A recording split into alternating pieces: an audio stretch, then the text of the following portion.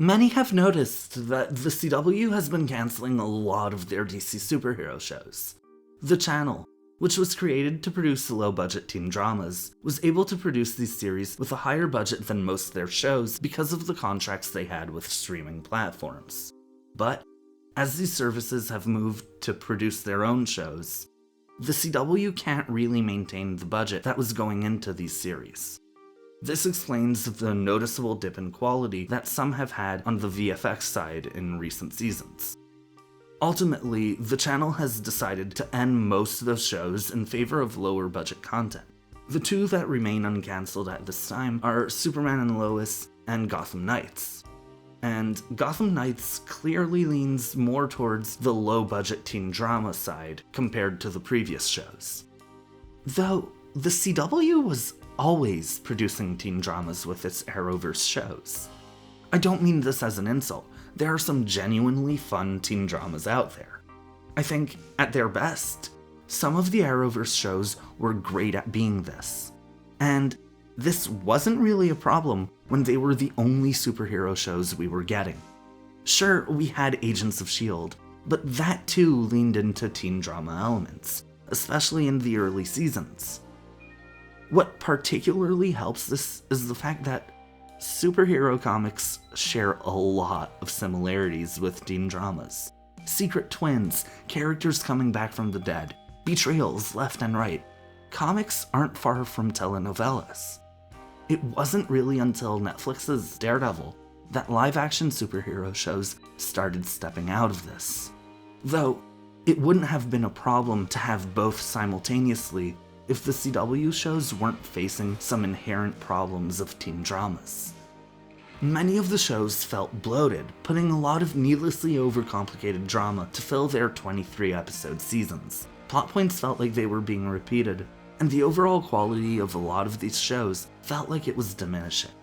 The CW, which was once being praised for the early seasons of Arrow and The Flash, was starting to be seen as the channel that made bad superhero shows. The Flash lost its reputation. So did Arrow, and many of the new shows were seen as weak from the get-go. Some would grow out of this perception with the fans who stayed watching, as they would genuinely get better over time. But they would have lost a big chunk of their audience by then. The overall feeling was the CW simply didn't make good superhero content. And that problem became even bigger as other platforms started making their own. It's hard for the CW shows to look good next to The Boys or the Disney Plus shows. But that's not to say the CW DC shows are all bad. Superman and Lois, which I haven't found the time to finish, is apparently quite good, and, in my opinion, Stargirl holds up better than most of the superhero shows we've been getting these days. CW or not. But most people don't even know about it. I'm mostly gonna avoid spoilers in this, so if you didn't watch it, don't worry too much. Also, please subscribe if you like my stuff. It really means a lot.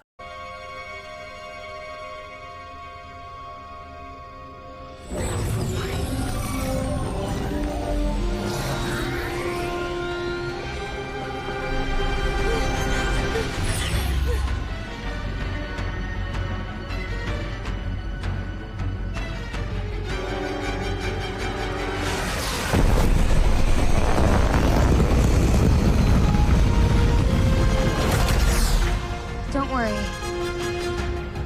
He's with us.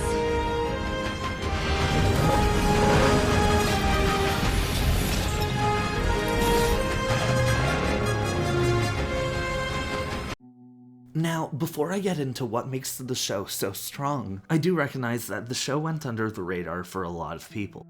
So, I should explain what it is a bit. Stargirl follows the teenaged Courtney Whitmore, played by Breck Bassinger, as she moves to the small town of Blue Valley, Nebraska, after her mom remarries. As the move happens, she finds superhero gear in her stepdad's stuff, and it works for her. She discovers that Pat, her new stepfather, played by Luke Wilson, was the sidekick to the now deceased hero, Starman, as well as a member of the Justice Society of America, the team that came before the Justice League. and the first superhero team in the comics.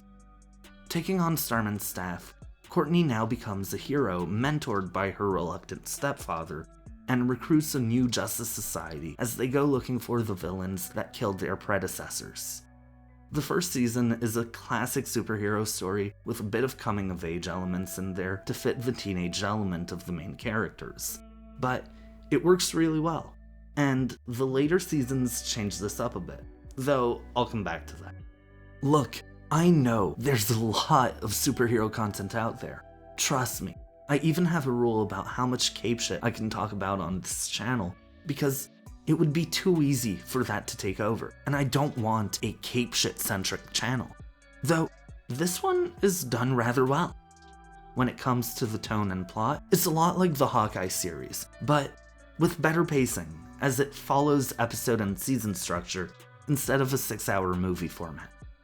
Of course, there are a lot of reasons why this show works better than the average soup show, but I think the most obvious one is the simple notion that co-showrunner Jeff Johns is actually the writer who created Courtney Whitmore in the comics. In fact, the character herself is based on his stepsister, who tragically passed away in a plane crash. Clearly, the character and series are important to him. The first season also very closely follows the original story arc he wrote for the character in the comics, though she's far from the only character he's written. In fact, on the DC side of things, he's had a go at writing a lot of the heroes and stories you may know. He defined the Green Lantern mythos by introducing the other corps such as the Red Lanterns and the Sinestro Corps. He wrote what is often considered the best Aquaman run, what's also often considered the best JSA run. His Shazam work is essentially the direct blueprint for the first movie. He wrote some of the most iconic Flash stories for both Wally and Barry. The same can be said for his go at Batman or Superman. On the Marvel side, he had a brief run on Vision and on the Avengers. So, outside of a few characters, if you've heard of them, he's likely been involved with them at some point. He was very clearly equipped to make this show, and while I'm not familiar with co-showrunner Melissa Carter, the two clearly worked well together.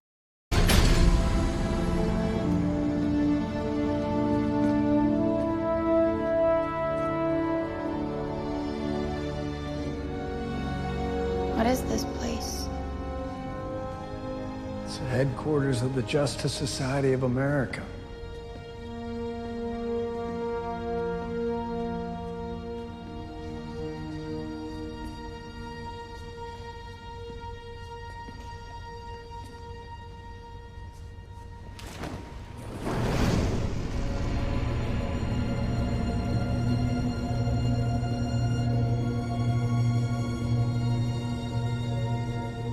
What is all of this? Each of the JSA members had abilities, powers, tools, like your cosmic staff, and they used them to protect the world against people like Icicle. Who's that? Wildcat. His real name was Ted Grant. He was the heavyweight champion. Gave me my big boy keychain. It's the closest thing he could find to a Stripesy action figure. Said it was good luck. I don't know. Power Man? The Flash, Dr. Fate, they were my friends. Now, while this does explain why the story felt so true to the comics, there's a lot more that goes into making a show, including budget. Stargirl very clearly had a higher budget per episode than the other CW productions. I mean, the footage I'm playing right now is from the first 5 minutes of the show. There's a noticeable difference with the other shows on the network. Well, that's because CW didn't fund Stargirl. Not originally. Despite airing on the channel, it was originally a DC streaming service production, and those series had an estimated budget of about $80 million per season, which leaves Stargirl at $6 million per episode. Still, nothing compared to the $25 million per episode Marvel spends on its productions, but about double what The Flash received per episode. When the streaming service folded, essentially becoming part of HBO Max, CW picked up the show to air it exclusively, splitting the costs with Max. Of course, how you use that budget is also extremely important. I'd argue that was one of the most impressive elements of Stargirl. Despite having an equivalent or even smaller budget than Titans, Stargirl often looked better. Sure, it didn't look as good as the Marvel shows, but it was made at about a quarter of the cost. Even at that, I wouldn't assume that that gap in cost was as big as it is. Mostly because Stargirl goes practical as often as it can. Sure, on set, it would probably be easier to CG Courtney doing flips while using the staff, but it would look a lot better to do it practically and use CG to hide small things like the ropes holding the actors. And, that giant robot you keep seeing? They have a life-sized model of him for their shots. This allows them to allocate their CGI budget to the scenes where it's absolutely necessary, and makes the show look a lot better overall. Especially during the action scenes.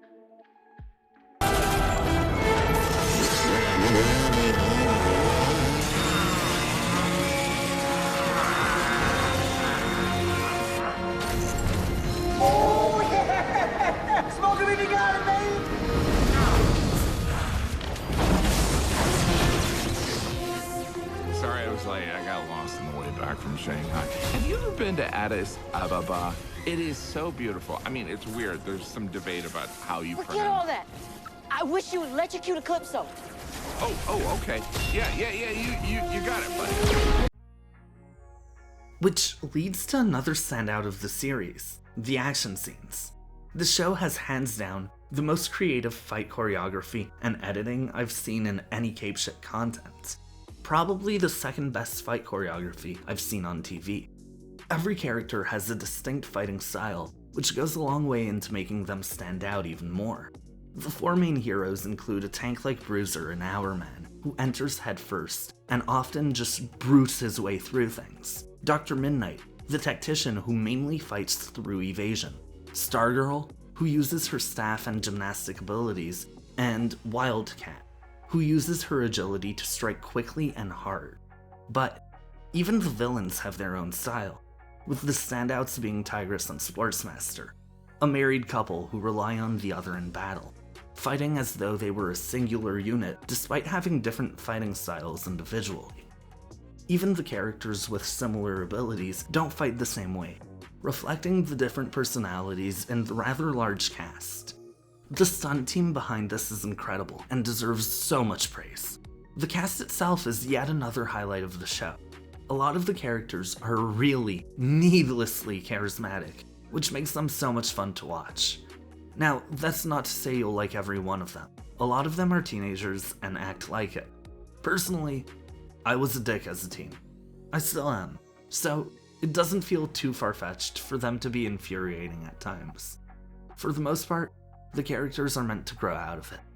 That said, the cast all do great jobs in their roles and are a huge part of why the characters are so likable.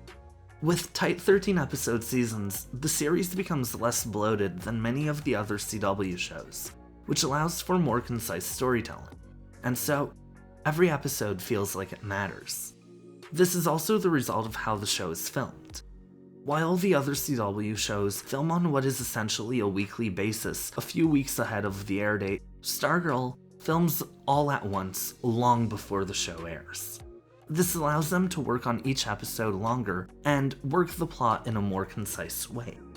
Though the show does fall into a few issues present due to its format. It seems it had to follow the 13-episode format, and some of the early episodes in seasons 1 and 2 become predictable as a result. In season 1, you essentially get 3 consecutive episodes where a new character is the focus each time, establishing their origin. And season 2 does the same thing, but by exploring their fears. As a result, it feels as though the overarching plot slows down a bit here. Season 3 does mostly break out of this, though, showing that they were able to adapt to the format.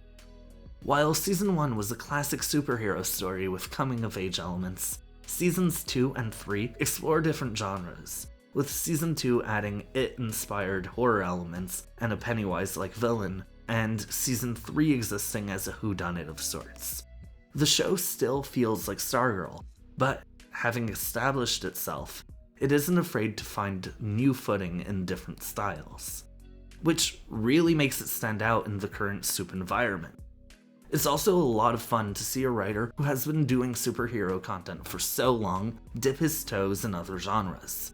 And based off the Season 3 final, which apparently would have only had one different line had the show been renewed for a 4th season, I think Season 4 would pay homage to some classic time travel stories. Stargirl was one of the best superhero shows on the air. I don't think comic accuracy is an end-all be-all for quality in superhero adaptations, but the show succeeded in being good and accurate to its source material, while being full of personality, having a really entertaining cast, insanely impressive fight scenes, and visually looking really good for its budget. I would even argue that its level of personality and tighter pacing made it better than many of the Disney Plus Marvel shows, which I find were often quite messy and a bit plain at times. So, why was the viewership so low? I think there are many reasons for this. First, it premiered at a time where the CW's reputation was already not great, especially with its DC shows. So, to many, this seemed like another one of the shows that they didn't like. DC's live-action reputation wasn't great either by the time the show came out. Sure, they had a few critical and commercial hits by then, but I think a lot of general audiences got soured by the movies for a while and weren't willing to tap into a new show if they didn't know the character. But more than that, it feels like the CW didn't really market the show. And I'm not the only one who feels that way. When the show was cancelled, Angelica Washington, who played Dr. Midnight, tweeted that she thought the show was less promoted than the other superhero shows on the network, greatly affecting the series. And I don't think she's wrong in saying this. I had to actively look for advertisement or information about the show as it was airing, while I get more information than I could ever ask for about The Flash, a show I dropped years ago. It's really odd that the network would have such a high-budget show that's well-liked with critics and promote it so little. I don't have an explanation for why a channel would set its own show for failure like that. Let me know if you could figure this out, because I really think Stargirl deserved better. Now, the show's cancelled, and while I would love to see it picked up at HBO Max, I doubt that will happen with everything going on there. Overall, I'm glad we got this series. Truly, one of the more creative pieces of soup content out there. If you haven't watched it, I hope this convinced you to. Thank you so much for watching. I hope you enjoyed listening to me ramble, and if you liked this video, please check out the rest of my stuff or consider subscribing. I work hard on these, and every bit of the support I get means so much. Feel free to recommend any show or movie you may enjoy. Who knows? I might make a video about it.